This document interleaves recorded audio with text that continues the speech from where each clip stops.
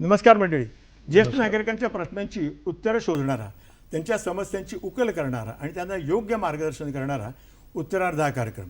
प्रेक्षको, आपले या कार्यक्रमामध्ये अतिशय मनपूर्वक स्वागत. आजच्या कार्यक्रमाचा विषय आहे घर पाहो बांधून, आणि त्यासाठी आपल्याकडे दोन मान्यवर आलेले आहेत. मी या ठिकाणी ओळख करून देईन. प्रथम जयंतराव टिपणीस हे वास्तुविशारद आहेत. 40 वर्षांची यांची प्रॅक्टिस आहे. संपूर्ण जगामध्ये त्यांनी काम केलेलं आहे. महाराष्ट्रात केलं, भारतात केलं, जगातही त्यांनी काम केलेलं आहे. आणि अतिशय सामाजिक संस्थांशी त्यांचा खूप घरोबा आहे. अनेक संस्थांशी ते निगडित आहेत. आणि त्यानंतर दुसरे आहेत महाराष्ट्र ज्येष्ठ नागरिक संघाचे माजी अध्यक्ष मधुकरराव कुलकर्णी. त्यांचेही सामाजिक क्षेत्रामध्ये खूप मोठा वाटा आहे. आणि एका खाजगी संस्थेमध्ये त्यांनी व्यवस्थापन या क्षेत्रामध्ये 25 वर्ष काम केलेलं आहे. आणि त्यांना मला सांगायला तिचा आनंद वाटतो की मधुकरराव कुलकर्णी हे जवळजवळ महाराष्ट्राच्या 550 खेड्यामध्ये जाऊन आलेले आहेत आणि त्यांनी ज्येष्ठ नागरिकांचा वेध घेतलेला आहे. त्यानंतर मला एक सांगा की एखाद्याने घर बांधायचं ठरवल्यानंतर नेमकं काय करायला लागतं आणि कोणकोणत्या गोष्टी करायला लागतात? घर बांधायचं म्हणजे सर्वात प्रथम तुम्हाला प्लॉट असावा लागतो. बरं. प्लॉट असल्यानंतर त्या प्लॉटची लांबी, रुंदी आणि तुमच्या घराच्या मनात असलेला आराखडा, या गोष्टीची एकदा माहिती झाली का किती पैसे खर्च करायचेत, असं एक बजेटरी प्रोव्हिजन झाल्यानंतर आपल्याला पुढच्या गोष्टी करता येतात. की पैसा कसा उभा करायचा, घर कसं बांधतानाचा प्लान कसा करायचा, तो प्लान करताना वास्तुविशारदाबरोबर जाऊन एक वेगळ्या प्रकारची चर्चा करावी लागते. या चर्चेमध्ये ज्या वेळेला घराचा प्रश्न निर्माण होतो तेव्हा घरातल्या सगळ्या लोकांना सहभागी करून घेतलं तर त्या दृष्टीने अतिशय महत्त्वाच्या अशा घडामोडी घडू शकतात आणि त्यातून आपल्या घराचा आराखडा एक चांगल्या रीतीने निर्माण करता येतो. अच्छा, नाही मला असं म्हणायचं होतं की मग कॉन्ट्रॅक्टरवर कधी येतो मग तुमच्या फ्रेममध्ये? नाही, एकदा तुमचा नकाशा नक्की झाला की मग त्याचे आम्ही अनेकविध प्लान तयार करतो.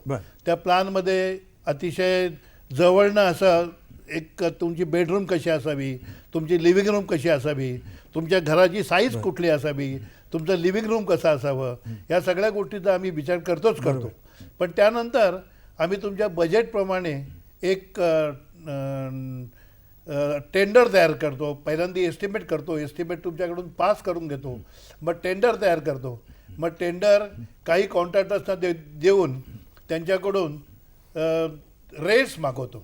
मग त्या रेट्समध्ये कंपॅरिझन करून कुठल्या कॉन्ट्रॅक्टरला हे काम द्यायचं, त्याचा पूर्वार्धाचा संबंध काय आहे, त्याला काय गोष्टीबद्दल माहिती आहे, कॉन्ट्रॅक्टर म्हणून त्यांनी काही गोष्टी कशा रीतीने पूर्वी केलेल्या आहेत, ह्या सगळ्या गोष्टीचा विचार करूनच आम्ही पुढची पावलं टाकत असतो. म्हणजे ते मग आमच्या बजेटमध्ये बसतं जे आम्ही घर प्लॅन केलेलं असतं ते. एकदा तुम्ही तुमचं बजेट सोडलं नाही की तुमच्या बजेटमध्ये ते नक्की बसतं.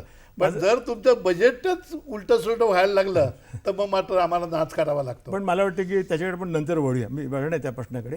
मी मधुकरावांना असं विचारणार आहे, मधुकरावांना, की आपली राखी दिसते या ठिकाणी बांधली, तेव्हा आपण रक्षाबंधन करून आलेलं दिसतंय, त्याबद्दल सांगा प्रथम. आज ही राखी जी आज मी लावतोय, म्हणजे तुम्हाला आश्चर्य वाटेल, ही राखी लेह लडाखमधनं आलेली आहे. बरं.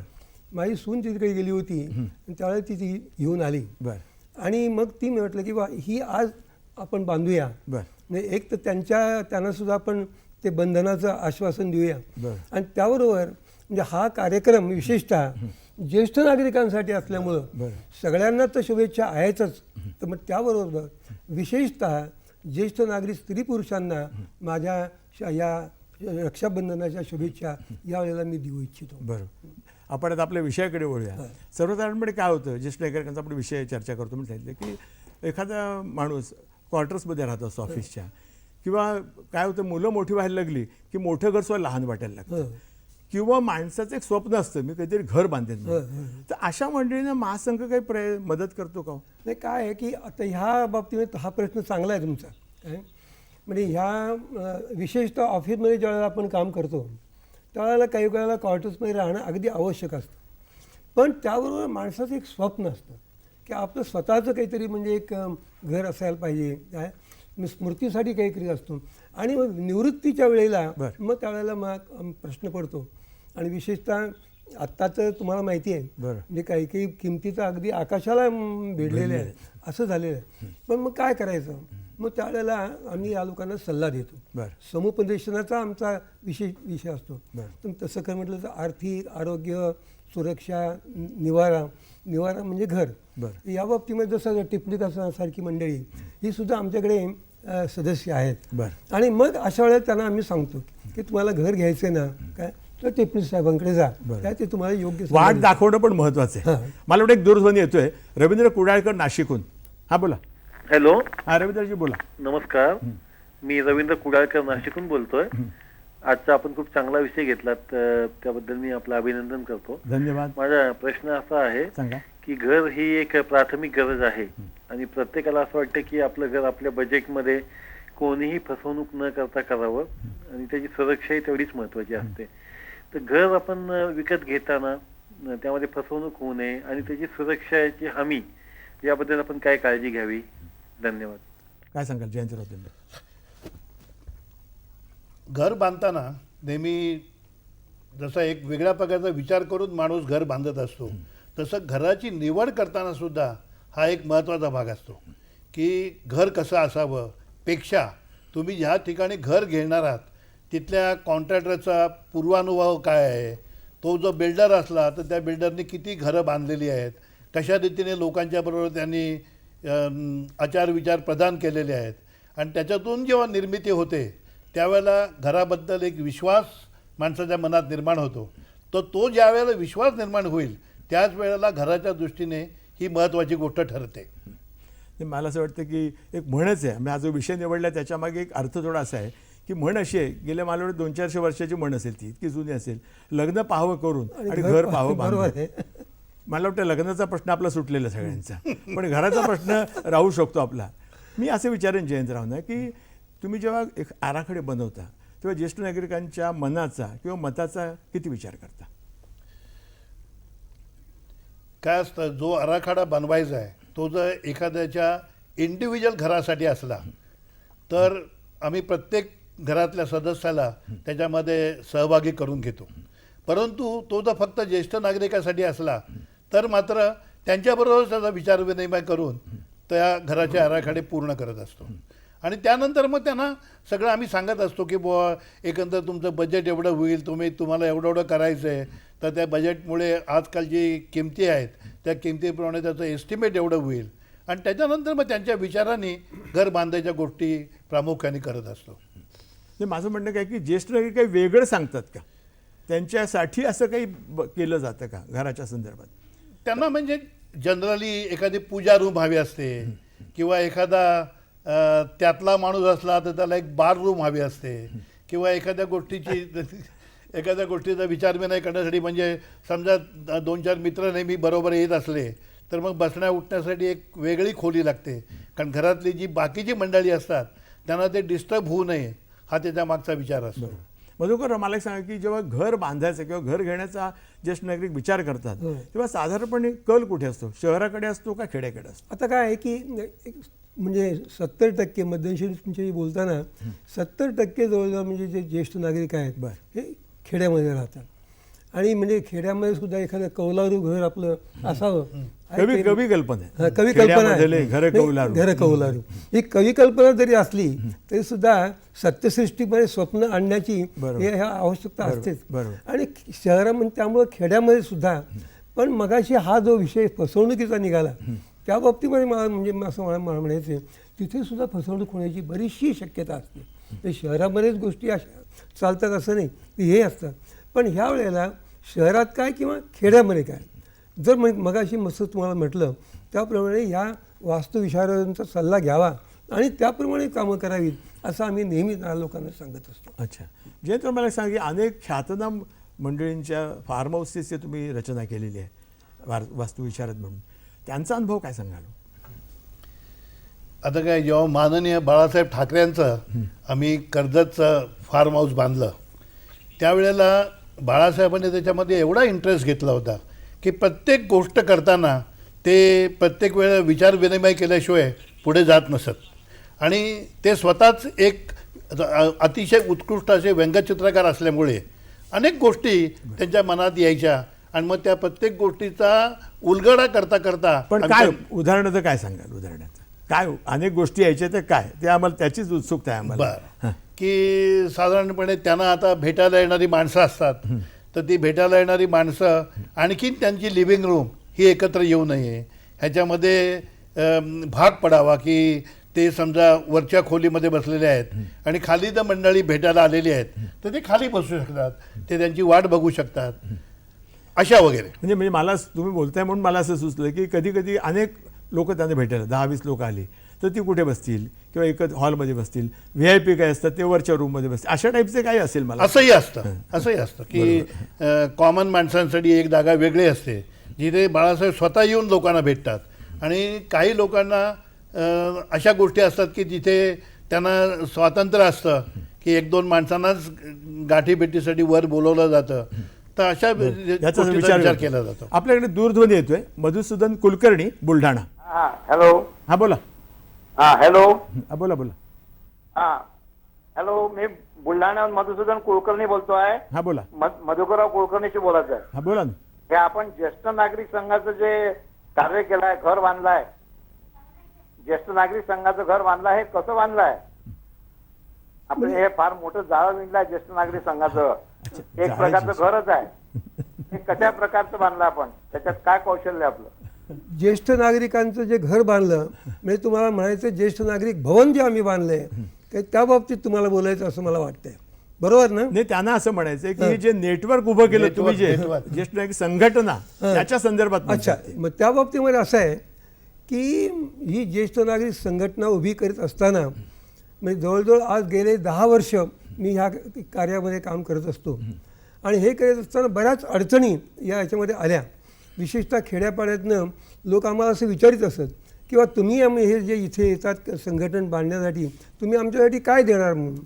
तर त्यावेळेला आम्ही सांगायचो की आम्ही फक्त तुम्हाला प्रेम देऊ म्हणून.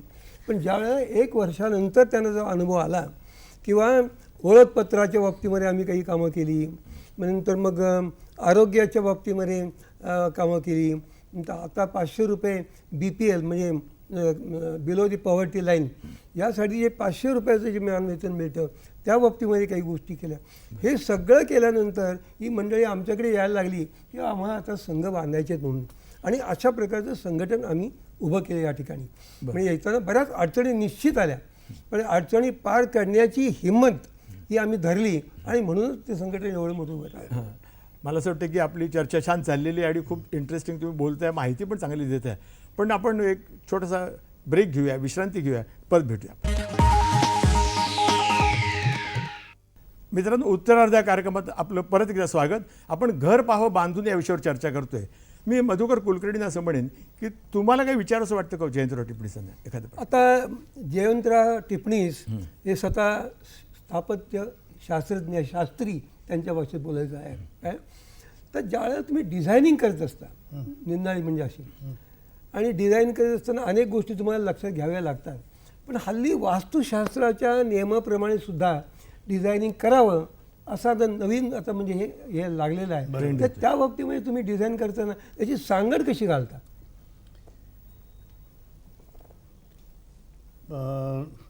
सांगड घालण्याचा फारसा प्रश्न येत नाही, परंतु आमची जी डिझाईन्स असतात ही आपली पूर्वापार चालत आलेली डिझाईन्स आणि नवीन डिझाईन्स या दोन्ही गोष्टीचं आम्ही एकत्रीकरण करत असतो. आणि ह्या एकत्रीकरणातून जे निर्माण होतं ते खरं डिझाईन असतं.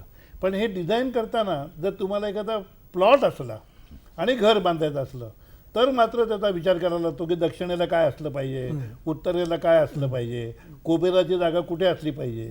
आता ज्येष्ठ नागरिक म्हटल्यानंतर भरपूर पैसे असतात, हो नाही रिटायरमेंटमधून आलेले असतात, तर त्यामुळे ते कुठे ठेवायचे, तर ती कुबेराची जागा किंवा घरातल्या आजीबाईंसाठी स्वयंपाकघरातली जागा कुठे असली पाहिजे. देवघर असेल. देवघर असतं. देवघर आहे. देवघर हे अतिशय महत्वाची गोष्ट असते. महत्त्वाची. तिथे तो तासन तास बिचारा ज्येष्ठ नागरिक बसून देवाची पूजा अर्चा करत असतो. अशा सगळ्या गोष्टीचा आपण प्रामुख्याने विचार करतो आणि मग त्याची निर्मिती करत असतो. पण काय किचन अमुक ठिकाणी असायला पाहिजे, सिंक अशा ठिकाणी असायला पाहिजे, या कशा काय म्हणजे नाही आता नाही, त्याच्यामध्ये आपण डिटेलमध्ये जर आपल्याला मला असं वाटतं की आपण घराचा विषय तर घराचा त्याला- 4 भिंतीचं काही घर होत नाही, तर घरामध्ये जिव्हाळा असायला लागतो. मला एक या ठिकाणी असं सांगावंसं वाटतं तुम्हाला मुद्दा माहिती म्हणून की मला एक आता या ठिकाणी आठवतं सौभाग्यदान चित्रपटामध्ये, म्हणजे चित्रपटात या गोष्टीला खूप स्पर्श केला आहे लेखकांनी दिग्दर्शकांनी. त्यामध्ये डॉक्टर लागू असेच भ्रमिष्ठ अवस्थेत एका गावात येतात, डॉक्टर असतात ती बाय प्रोफेशन त्या चित्रपटात होतं. आणि मग ते त्या ह्याच्यात वाड्यात राहायला येतात, तिथे ते सरपंच वगैरे असतात, दत्ता भटांनी काम केलं होतं ते. आणि ते म्हणतात की तुम्ही इथे आता राहा, म्हणजे तुम्हाला काय आठवत नाही पण तुम्ही डॉक्टर आहात, तुमची कला तुमच्या बरोबर आहे. आणि ते विचारतात डॉक्टर लागू की मी या वाड्याचं भाडं काय देऊ. त्यावेळी उत्तर अनिल बर्वन त्याचे लेखक आहेत, त्यांनी उत्तर फार छान दिलं होतं. डॉक्टर लागू म्हणतात की भाडं काय देऊ. त्यावर दत्ता भट त्यांना म्हणतात फक्त संध्याकाळी इथे दिवा लावायचा, वा वास्तूला जाग आणायची, बरोबर नुसती घरं बांधून ती रिकामी ठेवण्यात ते पॉईंट नाही. काय बरोबर. मी जयंतरावांना असं विचारेन की मगाशी फसवणुकीचा एक विचार आला होता, या ठिकाणी प्रश्न विचारण्यात आला. मला सगळं फ्लॅट घेणं किंवा प्लॉट घेणं ह्याच्यामध्ये त्यांनी सुद्धा फसवणूक होते, त्याचं मग काय प्रिकॉशन तरी काय घेणार, आणखी काय सांगाल विस्ताराने.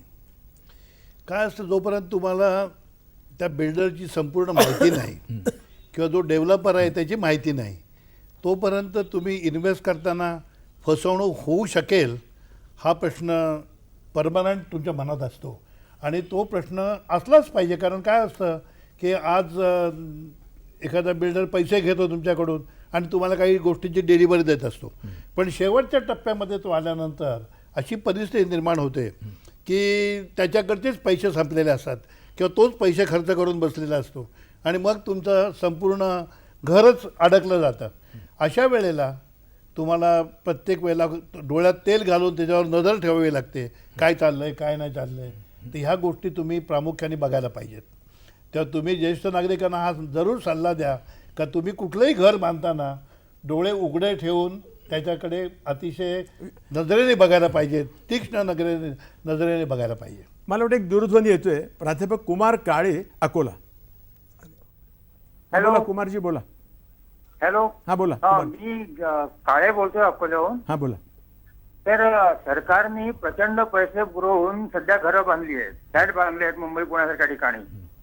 आणि हे सगळे फ्लॅटच्या किमती या लोकांच्या पेईंग कपॅसिटीपेक्षा फारच जास्त आहेत. आणि असं असल्यामुळे सगळ्या फ्लॅट बिल्डिंग रिकाम्या पडलेल्या आहेत.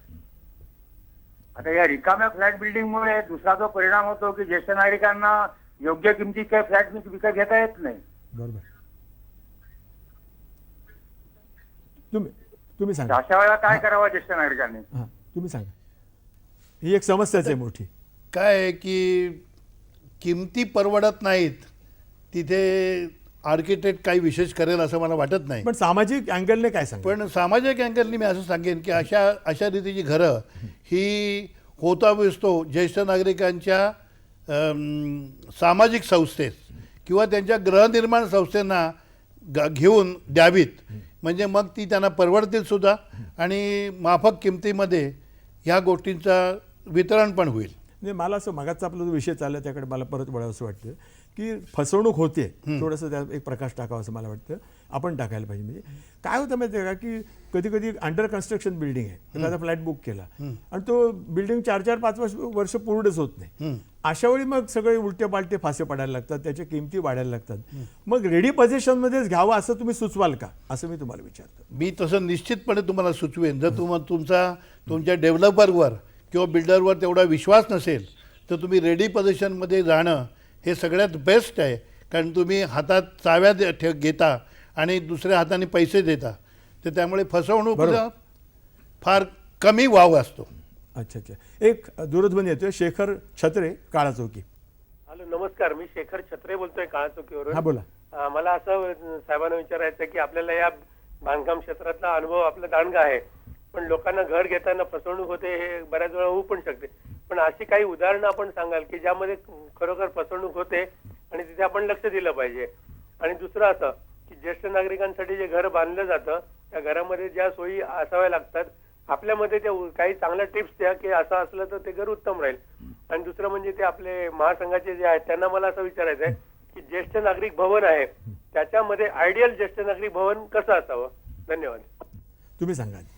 आयडियल ज्येष्ठ नागरिक भवन याचा अर्थ मला खरं म्हणजे कळला नाही. पण ज्येष्ठ नागरिक याच्यामध्ये साधारणतः म्हणजे ज्या आहे की ॲक्टिव्ह एजिंग ज्याला आपण म्हणतो, त्या ॲक्टिव्ह एजिंगच्या बाबतीमध्ये म्हणजे समजा त्या ठिकाणी समुपदेशनाची सोय असायला पाहिजे, योग वगैरे ज्या आहेत त्या बाबतीमध्ये सोय असल्या पाहिजे, मेडिकल ज्या चेकअप्स आहेत त्या बाबतीत सोय असायला पाहिजे, रिसर्च म्हणजे शोध ह्या रिसर्चच्या सोयी त्या ठिकाणी असल्या पाहिजे, वाचनालय त्या ठिकाणी असलं पाहिजे आणि वाचनालयामध्ये संदर्भ ग्रंथ निर्णय या विषयावरची आपल्या त्या ठिकाणी असली पाहिजे. असं जर केलं तर म्हणजे ह्या गोष्टी बऱ्याच.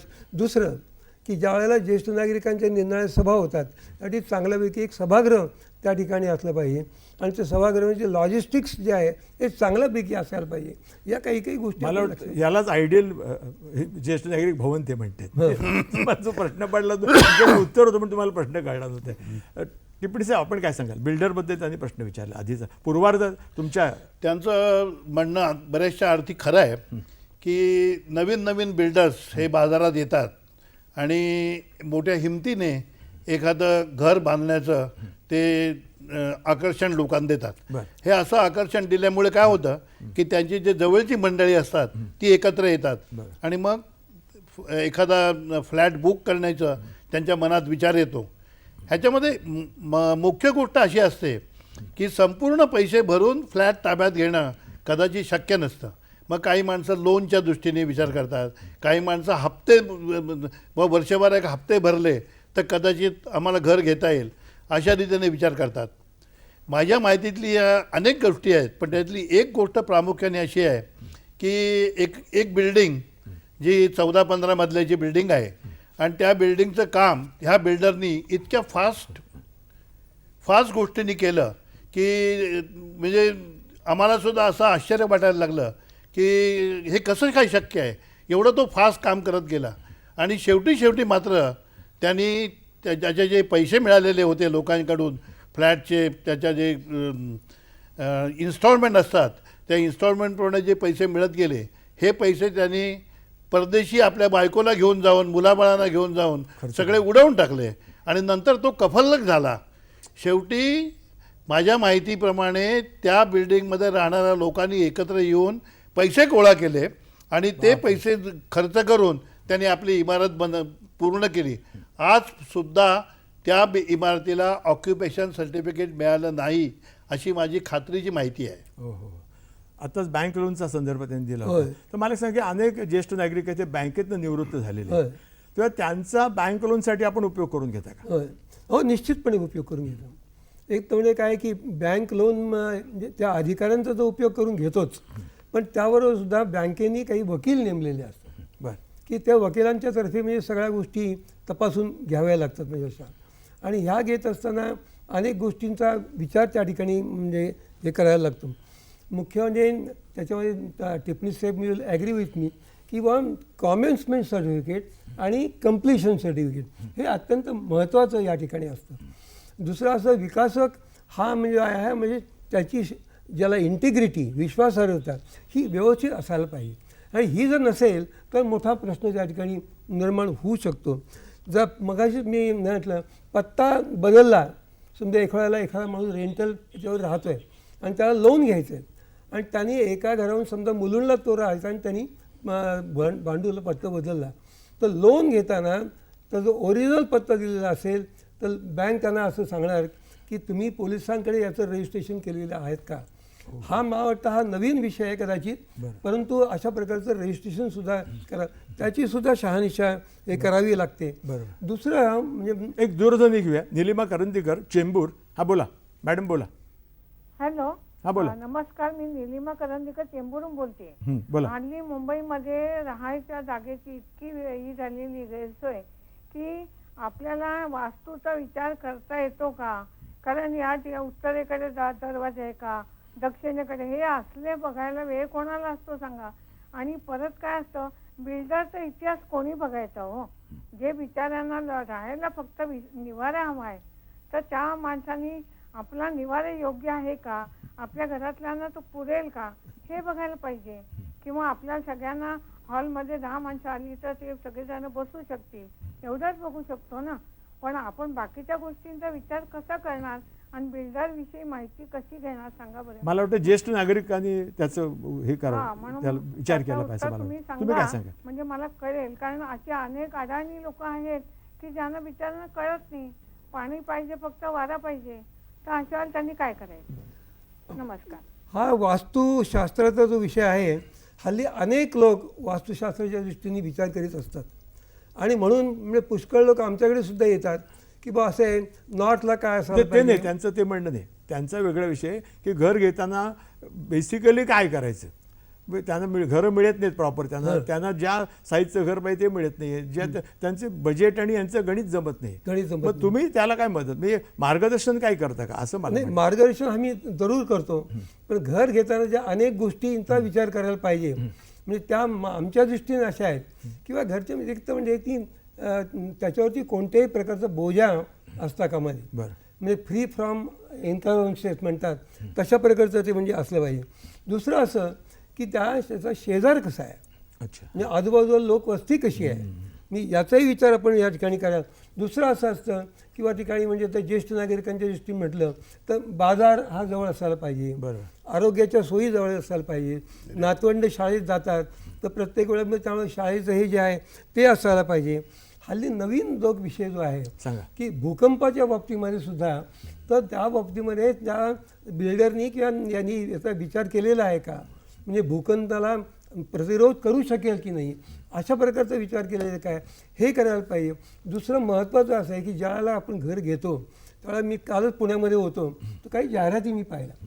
त्याच्यामध्ये काही जाहिराती अशा होत्या किंवा अमुक अमुक घर 60 पायऱ्या, म्हणजे 60 पायऱ्या ह्या काही माणूस चढू शकत नाही, ज्येष्ठ नागरिक स्वतः, म्हणून त्या ठिकाणी लिफ्ट आहे की नाही, की मी याचाही विचार म्हणजे या ठिकाणी करायला पाहिजे.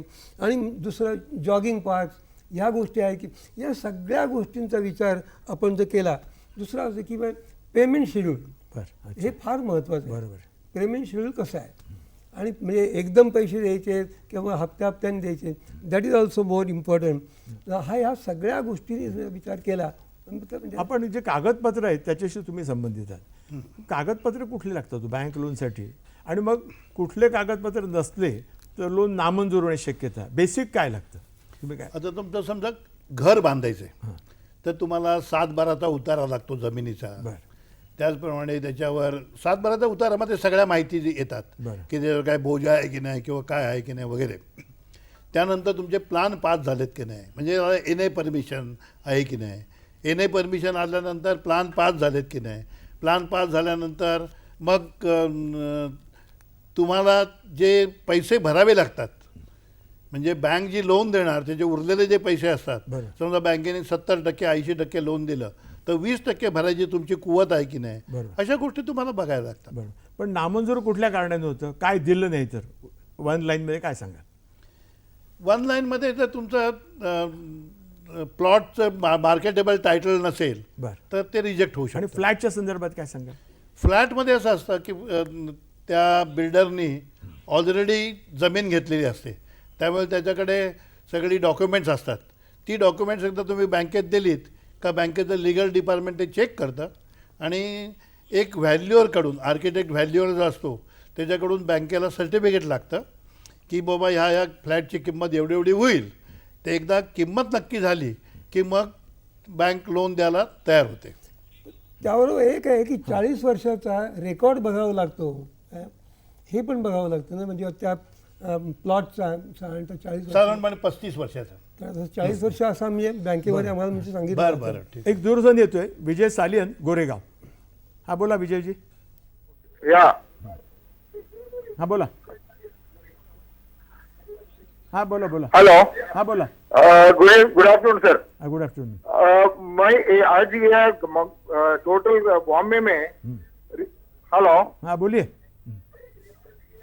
आज मुंबई में सब रीडेवलपमेंट का बारे में बातचीत चल रहा है। अगर सोसाइटी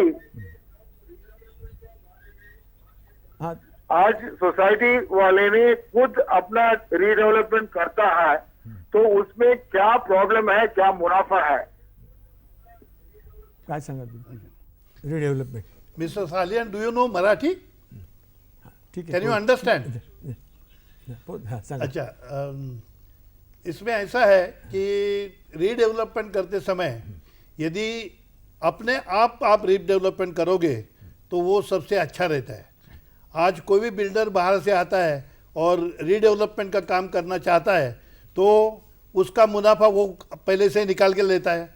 इसके बारे में आपको पहले सोचना चाहिए कि यदि आपके सोसाइटी के सारे मेंबर्स इसमें रेडी हो तो आप अपने हिसाब से घर बना सकते हैं और जो बाकी का एक्स्ट्रा बेनिफिट है, जैसा समझो रीडेवलपमेंट के लिए 2.5 FSI मिलता है सिटी एरिया में और सबब एरिया में जो 2 FSI मतलब 1+1 जो मिलता है, इसमें आपको जो मुनाफा होता है वो मुनाफा बेच के आप इसमें प्रॉफिट कर सकते हो और वो सोसाइटी को ज़्यादा में ज़्यादा मुनाफा मिलता है। इसलिए यदि आप खुद आपका काम करोगे तो this is the best idea one can understand. मला वाटतं आपण ही चर्चा चांगली चाललेली आहे आणि बेसिकली आपण या विषयावर बोलणारच आहोत. आपण एक छोट्याशा विषयांवर परत भेटूया. उत्तरार्ध कार्यक्रमात मित्रांनो आपलं परत एकदा स्वागत. आपल्या सोबत आहे जयंतराव टिपणीस, वास्तुविशारद, आणि मधुकरराव कुलकर्णी, ज्येष्ठ नागरिक महासंघाचे माजी अध्यक्ष. मला असं वाटतं की त्यांचा जो प्रश्न विचारला होता सालियाने, त्यामध्ये स्वतः डेव्हलप करणं रिडेव्हलपमेंट चांगलं असं आपल्याला सुचवायचं होतं. बरोबर. मी पुन्हा एकदा मधुकररावांच्याकडे वळणार आहे की फसवणुकीचे जे प्रकार होतात त्याच्यामध्ये लिगल कॉम्प्लिकेशन झाली कायदेशीर, तर आपण काही वकील वगैरे असं सपोर्ट देता का ज्येष्ठ नाही, नागरिकांना? ते करतोच. पण फसवणुकीचे जे निरनिराळे प्रकार होतात ना, तर माझा असा अनुभव आहे की मी काही बाबतीत की एकच घर अनेक लोकांना दिलं जातं. बरोबर. म्हणजे हा एक मोठा हे होतं. आणि अशी फसवणुकीची म्हणजे आताच भाईंदरला अशी एक केस झाली बरं. आणि त्या ठिकाणी म्हणजे असं आमच्याकडे ती केस आल्यानंतर मग काय करण्याचा हा मोठा प्रश्न प्रश्न पडला. आणि म्हणून त्यावेळेला एक तर म्हणजे आम्ही त्या ठिकाणी जाऊन त्या बिल्डरला भेटलो. त्यांनी भेटल्यानंतर त्याचा ओढवाओढीची उत्तरे, नाही हमने उनकोही बेचा था. पण त्याला जेव्हा कागदपत्र दाखवले, काय म्हटलं हा सूर्यन हा जयद्रथ, तू काय ते सांग आता म्हणजे काय. तर त्यावेळेला तसं हाँ बराबर है, हमने दिया था लेकिन अल्टिमेटली उनको दिया काय असं दिल्यानंतर मग त्यांनी करण्याचा प्रयत्न केला. तरीसुद्धा मग शेवटी नंतर मी ज्यावेळेला तिकडून बाजूला गेलो तर त्यांनी त्याला फसवणुकीचा पुन्हा प्रयत्न केला. आणि केल्यानंतर मग मात्र आम्ही साम दाम दंड आणि भेद हे सगळे प्रकार आम्ही त्या ठिकाणी वापरतो. म्हणजे तिथे आम्ही काही म्हणजे बाजूला ठेवत नाही. मला वाटतं घराचा प्रश्न आहे तर कोणीतरी फार छान सांगितलं होतं. घर म्हटलं, घर घेणं म्हटलं, फ्लॅट घेणं म्हटलं अडचण येणार, संघर्ष होणार. कोणीतरी चांगलं म्हटलं होतं. तो म्हटला होता की जिद्द कशी पाहिजे तर फेकून मारलेल्या विटेतून आपलं घर बांधता आलं पाहिजे. वा वा, ती जिद्द म्हणतात त्याला. बरोबर आहे. मी जयंतरावांना असं विचारेन की हे सगळं जे घडतंय फसवणूक वगैरे, मग तुमच्याकडे जेव्हा ही मंडळी येतात तेव्हा तुम्ही त्यांचं मार्गदर्शन करता का की आता काय करायचं पुढे बाबा असं? काय असतं, फसवणूक म्हटली ना की सगळ्या क्षेत्रामध्ये ही येते. बरोबर. असं नाही की फक्त घराच्या बाबतीमध्येच फसवणूक होते. फसवणूक म्हटल्यानंतर सगळ्या क्षेत्रात आली. आता ह्याच्यामध्ये काय असतं की झटकन कळत नाही बरं. की हे मी त्याला विकलंय, हे दुसऱ्या माणसाला कळत नाही. बरं. त्यामुळे त्यांनी समजा त्याच्याकडे 50 फ्लॅट असले आणि ते 200 लोकांना विकले तर त्याला 200 लोकांकडून जो इसाऱ्याची रक्कम आहे ती मिळते आणि त्यामुळे त्याचा बेनिफिट होतो. पण असे चिटर बिल्डर जे असतात ते फारसे चालत नाहीत. 1-2 प्रपोजल नंतर लोकांना कळतं की हा बनावट माणूस आहे, बदमाश माणूस आहे आणि मग लोक त्याच्यापासून लांब पळतात. मला सांगा की ज्येष्ठ नागरिक जे आहेत त्यांच्यासाठी आपण वृद्धाश्रमाचा काही आराखडा केलाय का? अनेक केलेले आहेत. अच्छा. एक खडवली नावाच्या ठिकाणी गव्हर्नमेंटचं जे मातोश्री वृद्धाश्रम योजना होती, त्याच्यासाठी मी खडवली गावामध्ये एक वृद्धाश्रम केला. आणि असे वृद्धाश्रम माननीय बाळासाहेब ठाकरेंसाठी सुद्धा कर्जत येथे केलेलं आहे. आणि कर्जत नाही, खोपोली इथे केलेलं आहे. आणि त्याचं नाव पण त्यांनी फार सुंदर असं समर्पक असं नाव दिलेलं आहे आणि त्याच्या इथे खूप वृद्ध राहतात आणि ते मिळून मिसळून असतात, त्यामुळे त्याची ख्याती फार चांगली आहे.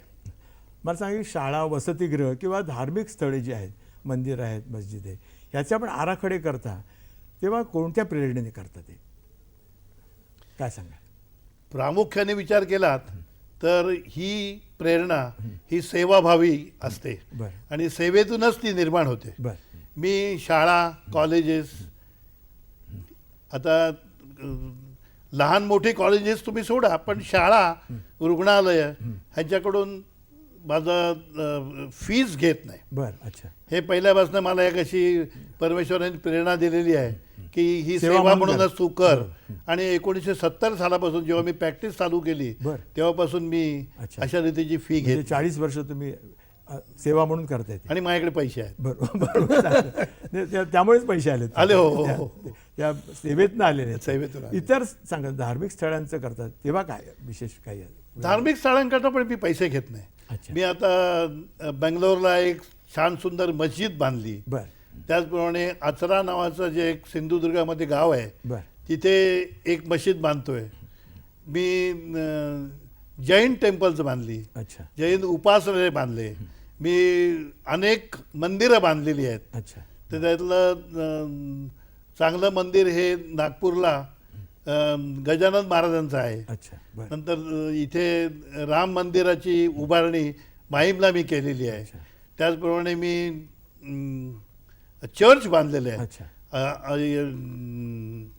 याचं चर्च आपलं पोर्तुगीज चर्च आपलं का? पोर्तुगीज चर्चचा जो मागचा भाग आहे अच्छा. हा माझ्या प्रेरणेतून मी निर्माण केलेला आहे. आणि त्याच्यामध्ये मात्र चर्च बांधताना मला एक गोष्ट प्रगतीने जाणवते की प्रत्येक वेळेला फादर त्यात मदत करत असतात. अच्छा. आपल्याकडे देवळा बिवळांमध्ये अशी कोण मदत करणारी माणसं हे ट्रस्टीज असतात. बरं. पण इकडे ही जी मंडळी आहेत ही अतिशय प्रामाणिकपणे आणि सामाजिक जाणीवेतून हे करत असतात. बरोबर. पण काही त्या धर्माचा थोडा अभ्यास करावा लागतो का अशा प्रकारचे आराखडे बनवताना किंवा त्यांचे काय रीती थोडाफार अभ्यास करावा लागतोच. अच्छा. पण त्यांच्याकडून बरीचशी माहिती एखादी मिळत असते. मस्जिदचं कसं केलं असेल तुम्ही ते सांगा. काय आता मस्जिद करताना एक पहिल्यांदा मस्जिदमध्ये जाताना तुम्हाला एक हातपाय धुवायला जागा लागते. अच्छा. त्याला वजू करतात असं म्हणतात. बर. वजू करताना ते नेहमी ते केल्यानंतरच मस्जिदमध्ये जावं. बर. आणि पुरुष आणि स्त्रिया हे एकत्र मस्जिदमध्ये जात नाहीत. अच्छा. जनरली पहिल्या मजल्यावर लहान जागा असली तर पहिल्या मजल्यावर स्त्रिया असतात आणि ग्राउंड फ्लोअरवर पुरुष असतात आणि ते दोन्ही ठिकाणी वजू करायची सोय असते. ते केल्यानंतरच तुम्ही जाऊ शकता. बरोबर. मला एक सांगा मधुकरराव की नवीन घराचं स्वप्न साकार झाल्यानंतर आपण पॉझिटिव्ह थिंकिंग करूया. ज्येष्ठ नागरिक सगळ्यांना बोलवतात का आनंद साजरा करण्यासाठी? नाही आहे ना. कारण तुम्हाला येते जसं आता गृहप्रवेश हा एक फार महत्त्वाचा म्हणजे बरोबर. त्या निमित्ताने काही पूजा करणं वगैरे हे असतं. मग त्यावेळेला केवळ फक्त नातेवाईकांना बोलवलं जातं असं नाही. त्याचा मी जो आता एक आनंद घेतला घर घेण्याचा हा आनंद इतरांना सुद्धा मिळाला पाहिजे काय. आणि म्हणून बाबा म्हणजे माझं घर कसं आहे काय तर या दृष्टीने म्हणजे सगळं काय काय सोयी आहेत किंवा आम्हाला म्हणजे बिल्डरनी किंवा विकासकांनी काय काय सोयी करून दिल्या आहेत. ह्या सोयी तुम्ही जर सुद्धा करून घेतल्यात तर तुम्हाला म्हणजे हे होऊ शकेल. या दृष्टीने त्याला हाऊस वॉर्मिंग ज्याला इंग्लिशमध्ये म्हणतात तसं हाऊस वॉर्मिंगचं सुद्धा पार्टी म्हणजे तशी नाही ती पार्टी नाही. पण म्हणजे पार्टी म्हणजे हाऊस वॉर्मिंग गृहप्रवेश पार्टी करायला काय तुमची हरकत आहे? हरकत माझी काहीच नाही. म्हणजे कोणी काय घ्यावं आम्ही करीत नाही. कुणी काय बरोबर सांगा. कुणी काय करावं याच्यावरती माझं म्हणणं नाही. परंतु साधारणतः अशा शुभप्रसंगी असं असू नये असं फक्त आमचं म्हणणं. पण ज्येष्ठ नागरिक असं करत नाहीत का काय? शक्यतो करीत नाही अशा वेळेला. असं अशा वेळेला माझं म्हणणं काय की मगाशी एक विषय आला होता त्याकडे थोडं तुमचं मला त्याच्यात मार्गदर्शन हवं आहे की बहुतेक वेळा काय होतं की घर बांधायला माणूस घेतो आणि ते घर पुरं होता एवढं ओव्हर बजेट होतं ते बरं का. त्याची कारणं काय असतात साधारणपणे? मग त्यात ज्येष्ठ नागरिकाचा किंवा जो कोणी बांधत असतो त्याच्या पण काही चुका होतात का सांगण्यामध्ये वगैरे? असंच होतं असं नाही. कारण बऱ्याचशा वेळेला काय असतं माणसाचं अज्ञान त्याच्यात आड येतं. बरं. उदाहरणार्थ स्त्रियांची एक वेगळ्या प्रकारची आवड असते. त्यांना एखाद्या गोष्टी अमुक अमुक ठिकाणीच लागतात. बरं. त्याची साईज मोठी असली पाहिजे, छोटी असली पाहिजे, अशा गोष्टी त्यांचा विचार करत असतात. बरं. नंतर मग शेजारच्या घरामध्ये विट्रिफाईड टाईल्स लावल्यात, चांगली वॉश बेसिन लावलेत, चांगले टाईल्स लावलेले आहेत घरभर, बरं. डॅडोज आहेत. बरं. अशा सगळ्या गोष्टीचा त्यांनी एकदा विचार करायला सुरुवात केली का हळूहळू हळूहळू हळू बजेट वाढत जातं. बरं. आणि मग मला एका प्रकारच्या खिडक्या पाहिजेत, ह्या प्रकारचे दरवाजे पाहिजेत, त्याचं प्लायवूड असं असलं पाहिजे. म्हणजे आमचं जे नेहमीचं असतं त्याच्यामध्ये तुमचं वाढत गेल्यामुळे पण हे आधी सांगितलेलं नसतं त्यांनी. आधी सांगितलेलं नसतं आणि म्हणून बजेट वाढतं. आणि बजेट एकदा वाढत गेलं की स्काय इज द लिमिट. बरोबर आहे. मला सांगा, ज्येष्ठ नागरिक या ठिकाणी बसलेले आहेत, मधुकरराव कुलकर्णी, हो. तुम्हाला त्यांना काय प्रश्न विचारावा असं वाटतं? विचारा. एक तर पहिल्यांदा मला त्यांना नमस्कार करावा असं वाटतो की एवढ्या चांगल्या रीतीने ते ज्येष्ठ नागरिकांचं काम करतायत बरं. आणि ज्येष्ठ नागरिकांसाठीच काम करतायत. बरोबर. आता ज्येष्ठ नागरिक म्हटल्यानंतर आमचे वाडवडील आलेच, त्यांच्याबरोबर काका मामा ही मंडळी सगळी आली, आणि तुम्ही आलात त्याच्यात. मी पण आलो. आणि का आपण ज्येष्ठ नागरिक झालाच का? मी झालं झालं. तर त्याच्यामध्ये लहान मुलांना काही वळणं लावायचं काम, लहान मुलांना एखाद्या संस्कार. गोष्टीच्या संस्कार. संस्कार करायचं काम, ही गोष्ट ज्येष्ठ नागरिकांकडे लवकर होऊ शकते.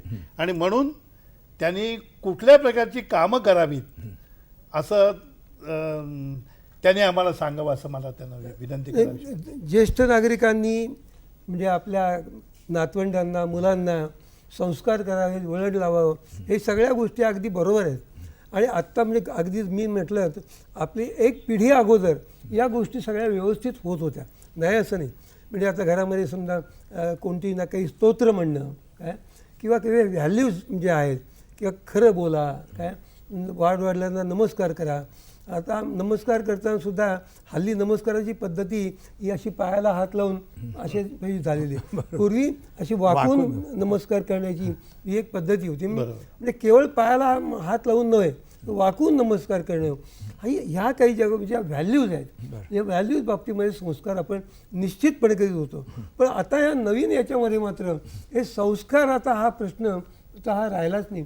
तुम्हाला कल्पना आता सांगता असेल, म्हणजे आता मी थोडंसं डायव्हर्शन या ठिकाणी करतो की मध्यंतरी ज्या मुलांच्या आत्महत्या झाल्या मोठ्या प्रमाणावर, म्हणजे शाळकरी मुलांच्या आत्महत्या झाल्या मोठ्या प्रमाणावरती, त्यांच्यावरती घरामध्ये संस्कार नव्हते का? संस्कार निश्चित केलेले होते. परंतु हल्ली ही जी टी व्ही कल्चर नवीन झालेली आहे आणि विशेषतः म्हणजे ह्या वागणुकीमध्ये निरनिराळे जे हे आलेले आहेत, ज्याला चंगळवाद म्हणतात, हा मुलांमध्ये सुद्धा यायला लागला आहे हल्ली. म्हणजे मुलं अगदी मी विचारताना म्हणजे असं ज्याला पॉकेट मनी म्हणतात, हा पॉकेट मनी सुद्धा नसला तर अनेक इतर बाबतीमध्ये सुद्धा काय करतात ते मी आता सांगितलं. मला असं वाटतं की म्हणूनच जयंतराव म्हणतात की यांच्यावर संस्कार कसे करायचे. आपण चर्चा चालू ठेवूया, भेटूया एका छोट्याशा विश्रांतीनंतर. मित्रांनो, उत्तरार्ध कार्यक्रमात आपलं परत एकदा स्वागत. की मला एक सांगा की आपण घर बांधण्याचं सगळ्याचे स्वप्न वगैरे साकार करत असता, तर त्याच्यामध्ये जेव्हा अलर्टनेसचा विषय येतो, आपण जे मगाशी म्हटलं की फसवणूक वगैरे होते, तर त्याकरता काय सांगाल, म्हणजे काय करायला पाहिजे लोकांनी, ज्येष्ठ नागरिकांनी? अलर्टनेस काय सांगाल घर करताना, घर बांधताना, किंवा काय करायला पाहिजे, या प्रिकॉशन्स घ्यायला पाहिजेत का, असं काय सांगाल इन वन लाईन? अशा तुम्ही एखाद्यावरती गोष्ट सोपवून टाकलीत तर ते होणार नाही. अच्छा. तुम्हाला डोळ्यात तेल घालून बघायला पाहिजे की कसं चाललंय, काय चाललंय. प्लेन तयार झाली, फाउंडेशन झालं, प्लेन तयार झाली, त्याच्यावरच्या भिंती आल्या, भिंती आल्यानंतर त्याच्यावरचा स्लॅब आला. तर मगाशी विषय निघाला होता कौलारू घर. तर हल्ली कौलारू घरं पण काही स्वस्त राहिलेली नाहीत. कौलारू घरं आणि स्लॅबची घरं ह्याच्या किमती जवळजवळ सारख्याच झाल्यात. बरोबर. तर असं बघता बघता तुमचं घर तुमच्या डोळ्यासमोर साकार होतं आणि तो जो आनंद आहे, हा आनंद गगनात मावत नाही असा होतो. एक दूरध्वनी येतोय, सुधीर कुलकर्णी, लातूर. बोला सुधीरजी. हा बोला. हा नमस्कार. मला प्रश्न असा आहे, आपण जेव्हा बिल्डर कडून घर घेतो ना, त्यावेळेस आपण एक अग्रीमेंट करतो, जे की agreement to sell without possession. तर ह्याचे नेमके फायदे काय आहेत? काय फायदे? परत एकदा ॲग्रीमेंट टू सेल असं म्हटलं ना ते हां. एक आपण ॲग्रीमेंट करतो तर त्याच्यामध्ये काय त्यांना काय प्रश्न ॲग्रीमेंट टू सेल. हां ॲग्रीमेंट टू सेलच असतं ना. परचेस करण्याच्या दृष्टीने जो आपला विचार आहे त्या बाबतीमध्ये आपण त्याच्या काही अटी असतात बरं त्याला मंजुरी देतो. बरं ते ॲग्रीमेंट फॉर सेल असतं. अच्छा. मला एक सांगा की तुमचा ज्येष्ठ नागरिकांचा जसं कलावंतांना घर मिळतं 10% तसं ज्येष्ठ नागरिकांना मिळायला पाहिजे अशी तुमची मागणी होती. हो. तर परवा जो निदर्शन वगैरे आपण केली होय, होय. त्याचा उल्लेख होता का आहे आणि त्याचा तो मुद्दा काय आम्हाला सांगा. नाही, तो म्हणजे असं आहे की जसं कलावंतांना 10% याच्यामध्ये हे मिळतं.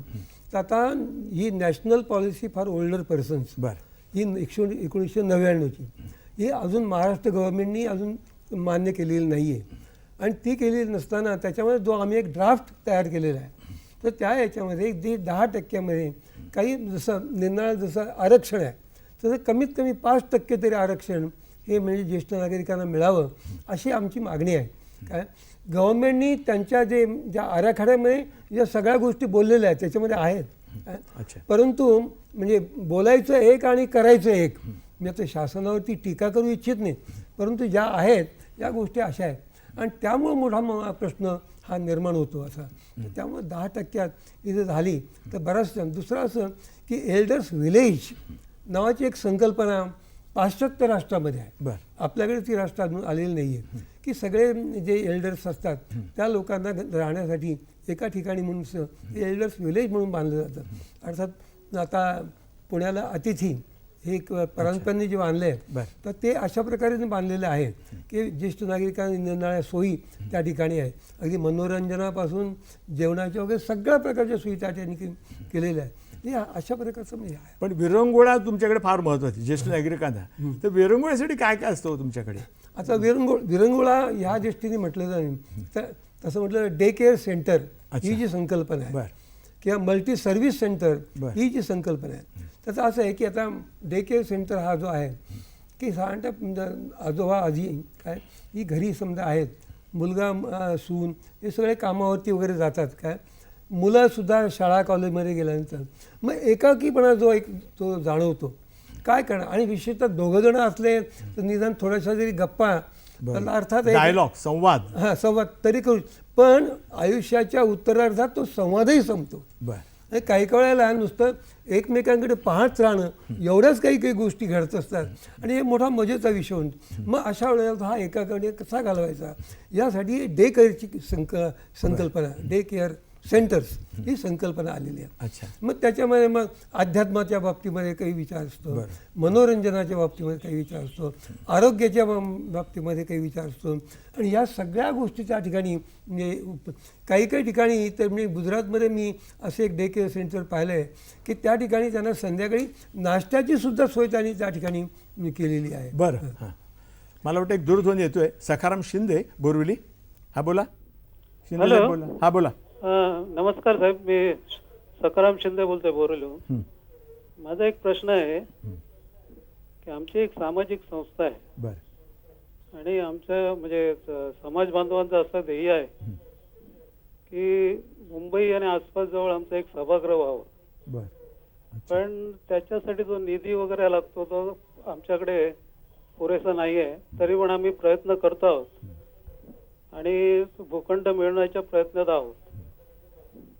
जर आम्हाला भूखंड मिळाला तर त्याच्यावर इमारत बांधण्यासाठी आम्ही आमचा तेवढा निधी तेवढा नाही आहे पण विकासक नेमून आम्हाला जेवढे पाहिजे तेवढी जागा मिळवून बाकीचा जो काय असेल तो विकासक विकास करू शकतो का काय सांगाल.